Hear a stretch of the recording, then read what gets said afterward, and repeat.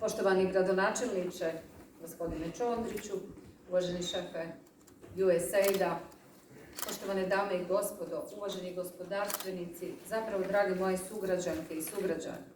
Meni je doista veliko zadovoljstvo da sam danas zajedno s vama na ovom gospodarskom forumu pod nazivom Gradimo Livno zajedno. Ovakve prilike i ovakvi događaji su zasigurno jedno od važnijih pitanja na kojima dugoročno trebamo graditi i unapređivati naše poslovno okruženje, stvarati zapravo pozitivnu klimu i stvarati konkurenciju unutar gospodarstva, a u konačnici doprinositi daljnjem ekonomskom razvoju i napretku našega grada Livna.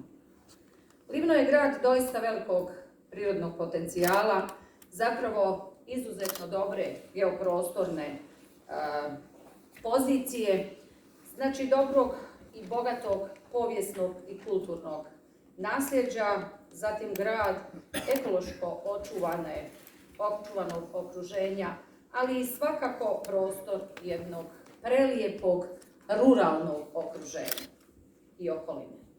Sve ove prirodne zapravo blagodeti izuzetna su prilika za ulaganja u obnovljive izvore energije, zapravo ekološki orijentirano, ulaganje u poljoprivrednu proizvodnju i u konačnici u turizam kao jedan od najbrže rastućih grana unutar sektora gospodarstva. Uz jednu jasnu viziju i praktičnu ulogu lokalne samouprave, Livno je grad koji se samo danas treba dalje razvijati. Stoga i ovaj današnji forum je svakako prilika da se kroz razmjenu iskustava koje ćemo čuti, a danas kroz ovaj forum, odnosno panel, i kroz razgovore sa našom dijasporom i našim gospodarstvenicima, ali svakako sa lokalnom zajednicom, da doprinesemo zapravo osmišljavanju i novim projektima za naš grad Livno. Svjedoci smo zapravo brojnih inicijativa i primjera diljem Bosne i Hercegovine na prostoru grada Livna u kojima su naši ljudi nakon određenih godina koji su proveli vani na zapadu odlučili su se vratiti i investirati u svoj rodni kraj i na takav način doprinijeti napretku naše domaće ekonomije. Pored doprinosa, znači kroz investiranje u razvoj lokalne zajednice, bitnu ulogu u svemu tome ima i znanje i iskustvo i stečena praksa.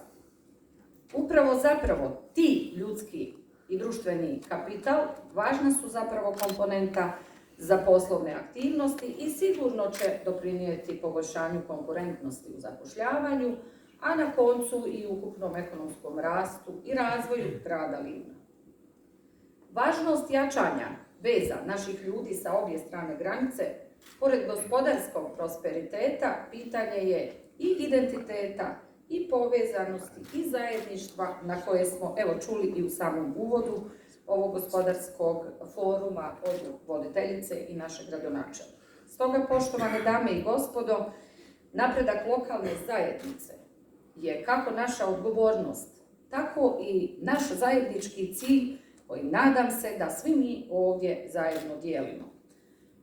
Obzirom na ustavnu strukturu Bosne i Hercegovine i nadležnosti koje imamo na svim razinama vlasti, moram istaknuti da moramo raditi koordinirano na kreiranju politika kojima ćemo ubrzati taj ekonomski rast i razvoj, što svakako podrazumijeva regionalnu suradnju, održive infrastrukturne projekte i ulaganja u okviru inicijativa Europske unije, kao i suradnju sa njenim institucijama. U tom kontekstu, ja ću s pozicije predsjedateljice Vijeća ministara Bosne i Hercegovine kratko se osvrnuti i na plan rasta koji je od strane institucija Europske unije, odnosno Europske komisije, odobren za zemlje Zapadnog Balkana. On je vrijedan 6 milijardi eura.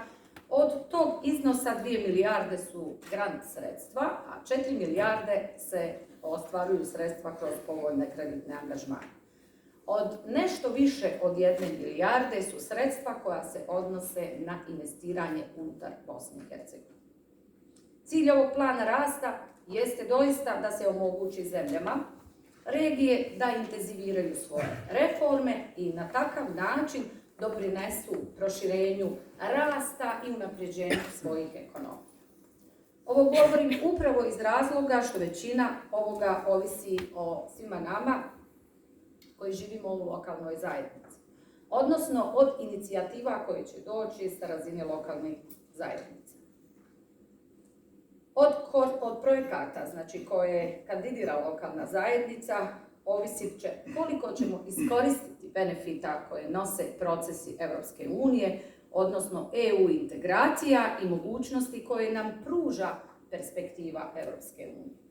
Stoga me veseli da smo se danas svi zajedno okupili ovdje u Livnu, da razgovaramo o izazovima i pitanjima koja doista imaju vrlo važan utjecaj na razvoj i jačanje našega grada Livna. Na samom koncu želim svima vama zahvaliti uz još jedno zadovoljstvo da smo svi zajedno ovdje na jednom vrlo važnom događaju i uz srdačne pozdrave još jednom ja želim službeno otvoriti ovaj poslovni gospodarski forum pod nazivom Gradimo Livno zajedno. Svako vam dobro i živjeti.